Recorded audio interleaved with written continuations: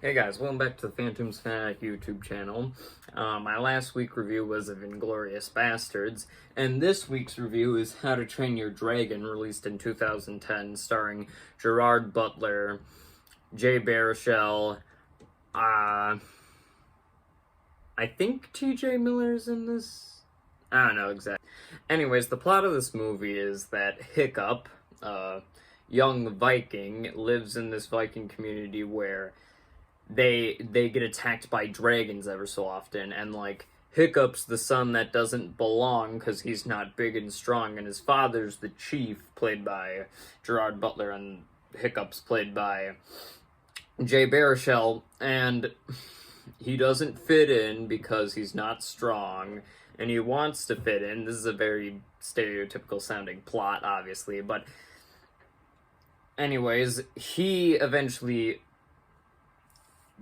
thinks he kills a dragon, but nobody listens to him. He then investigates. He finds a Night Fury, which is apparently like the deadliest class of dragons out there, and he injured it, and it can't fly away, but then he builds this bond with the creature, which then his knowledge he's learning from Toothless, as he calls him, the dragon. He eventually learns, he's put into Dragon Academy, Fighting Academy, and he eventually, I guess you could say, cheats his way to becoming, a very popular person in the village because he's able to stop the dragons, but from the perspective of everybody else, he's just, knocking them out when he knows knowledge about them that gives him this.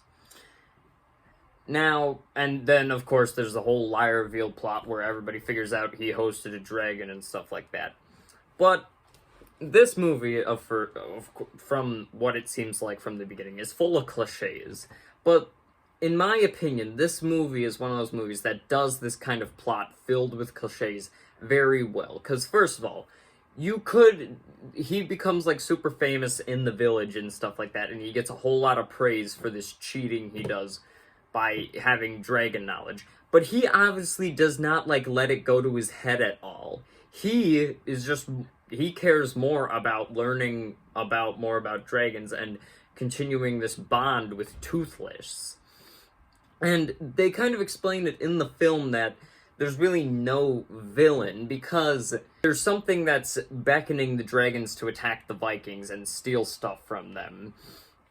And he has this conversation when he's found out that he secretly was training a dragon, and him and his father have an argument that he's like, they've slaughtered a bunch of us. Well, we've slaughtered thousands of them.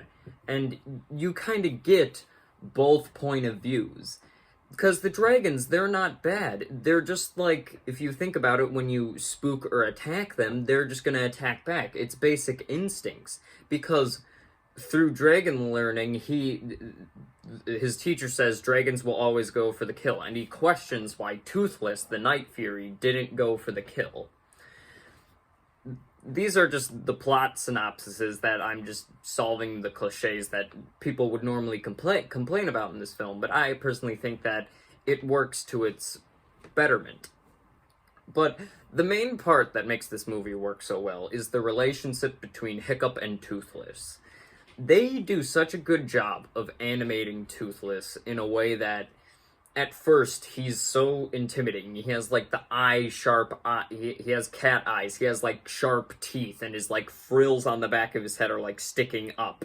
But, when Hiccup finally, begins to form a relationship with him, his eyes dilate and his teeth go in because he has, retractable teeth. And he just looks like a cute puppy dog, and it's such a good building of a relationship because Toothless, due to an accident that Hiccup caused, he can't fly on his own. He damaged his dorsal tail, so he can't fly on his own. So Hiccup, to help the dragon, designs a way to where he can fly, but he needs Hiccup's help. I personally really like this, and Hiccup tries to use a cheat sheet so he knows what position to put the tail at, so he knows. But he eventually just goes with instinct, and they both just form an amazing relationship. And he realizes he realizes that the dragons aren't bad, and he's going to show everybody that the dragons aren't going to be bad, and that's when he's found out, and stuff like that.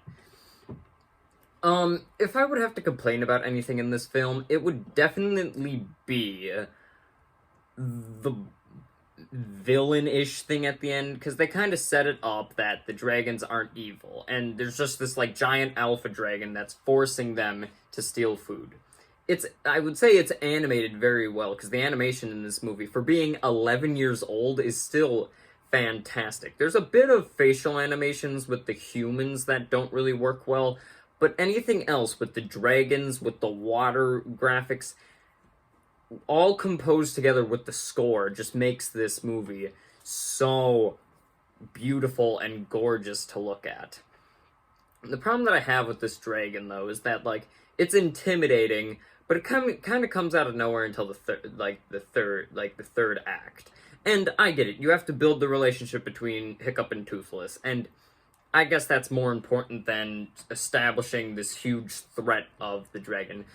But they kind of do that already, but it's just, like, minor complaints. And Jay Baruchel, he does a good voice performance as Hiccup. His voice can get a bit annoying at some points, but I don't really mind it.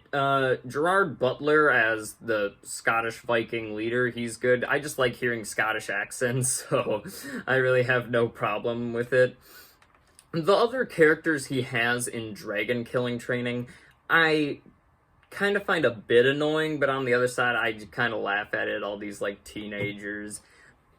At the same time, I find them a bit annoying, but at the other time, I don't. And then his love interest, which is a fine part of the film. It's understandable why she would act the way she does, and it's honestly not my biggest complaint with this film.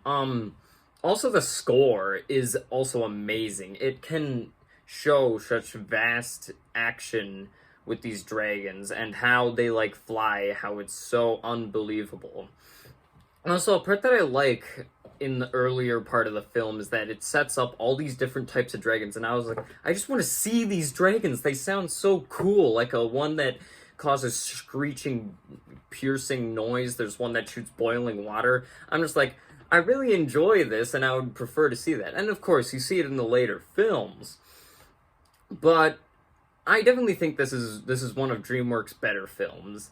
It has such amazing animation, even for being 11 years old. It also can convey a very stereotypical story in such a fucking amazing way that I honestly don't have a problem with it. I definitely recommend this. This, out of the whole trilogy, I would say is my second favorite. The third one's my favorite. I'll eventually get to reviewing the second and third ones. But for right now, I'm just going to review the first one, obviously. Anyways, hope you guys enjoyed. Like and subscribe down below. Comment what you think on this review. Comment what else you want me to review. See you later.